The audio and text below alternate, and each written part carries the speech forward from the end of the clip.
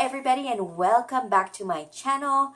Today is a Flight Attendant 101 lesson. Today's lesson is on 5 different resources that you can use right now if you are wanting to become a flight attendant.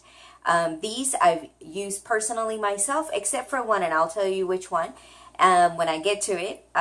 So this one was a suggestion by Garota de Ipanema. Hi Garota, how are you? Kisses. Okay, so let's get started. I have my trusty notebook and here we go. Okay, first of all, number 1, before you even start applying to become a flight attendant, you will want to have an updated resume.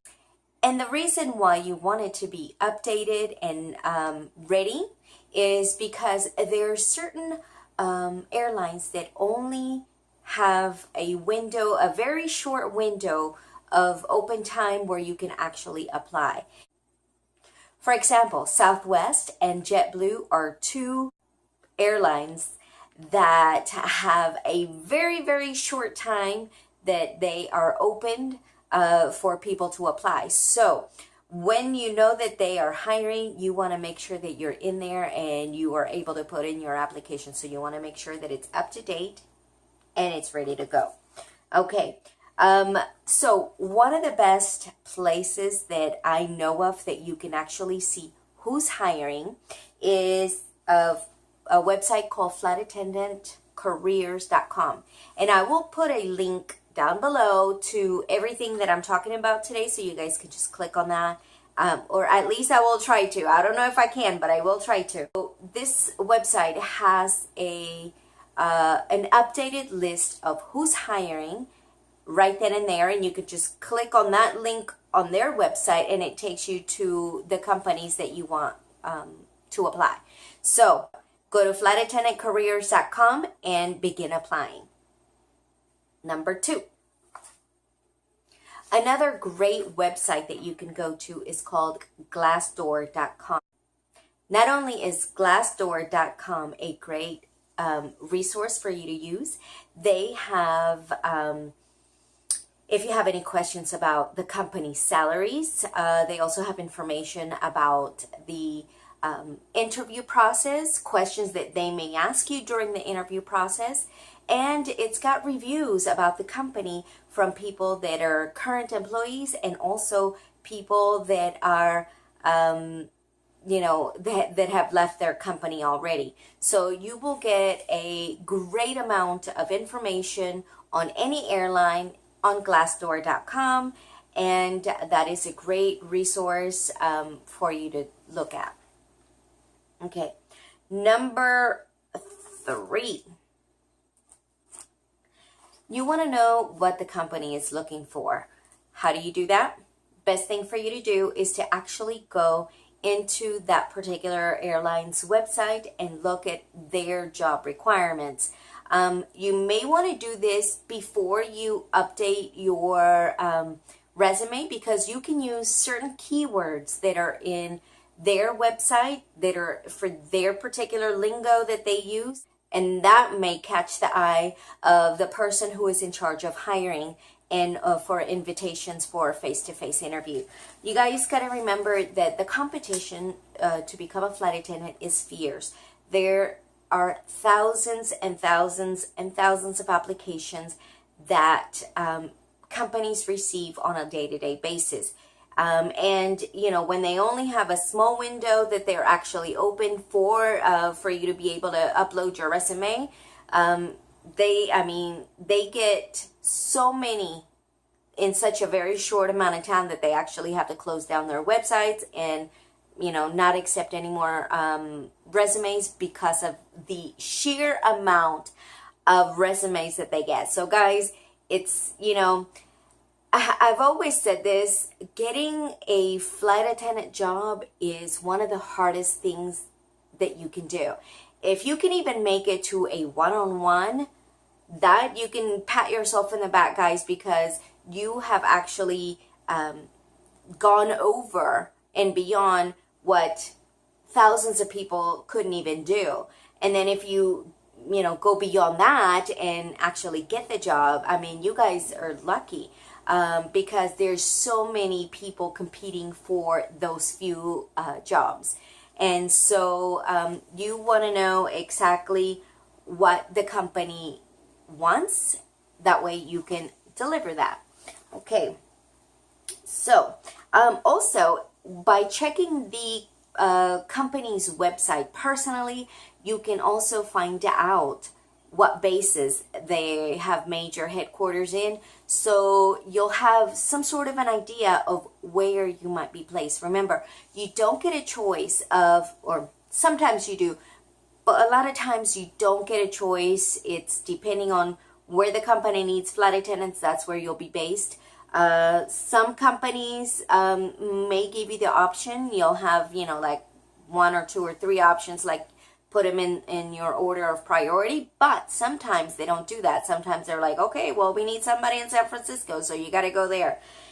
So that will also give you a clue on what states and places that you may be based out of. And that can also give you a little insight into whether or not you do want to apply for that website. Do you want to live in Alaska? Do you want to live abroad? I mean, the choices are endless. So you'll also get the information about the company and who they are and when they started. You can click on, usually at the very, very bottom of the company's website, there is a thing that you can click on that says about the company. And that will give you a ton of information that will, sometimes when they're doing these interviews, they will ask you questions to see how much research you've done about their company. And if you don't know anything, then, they may just pass you over. So always check the company's website, even if you check, Glassdoor or flightattendantcareers.com. Another great resource that I use specifically before I became a flight attendant for my current airline, I was going on YouTube, and there is a YouTube channel called BuiltFA, BUILTFA. So Built FA for flight attendant. And this YouTube channel has a series of behind the scenes look at how Frontier does their training. So I would go to the gym every day, put on my headphones, and every day they have different episodes. It was kind of like a reality TV show about Frontier Airlines and what it takes for their flight attendant training and what they did. And so that kind of just gave me a little bit of insight as to what I may be looking forward to with my training that I was going to be going to. So that is another one, and I'll put the link on that one for episodes 1 and 2, and then you can go from there and you can watch all the episodes if you want. This is particular for Frontier flight attendant. I wasn't applying for Frontier at the time. However, any and all information is good information, especially coming from an actual company, not just from a person that, is telling you about it. This is information that came directly from Frontier Airline. So I thought, it won't hurt to look at how they do things. And, like I said in my previous videos, if you guys haven't seen it, all airline flight attendant training is all the same. It's in different sequences, but they pretty much touch on the same topics. I do have a couple of videos called Flight Attendant Training Topics 1 and Part 2, and I talk about all the training topics that I went through with my company. So that's another resource right there that you guys can use. And finally, number 5, last but not least, and this is one that I have not actually seen all the episodes myself, but on YouTube there is a channel called Beth's Fly Life, and she is a new flight attendant for American Airlines. She actually did a vlog of what she was going through during her training for American Airlines.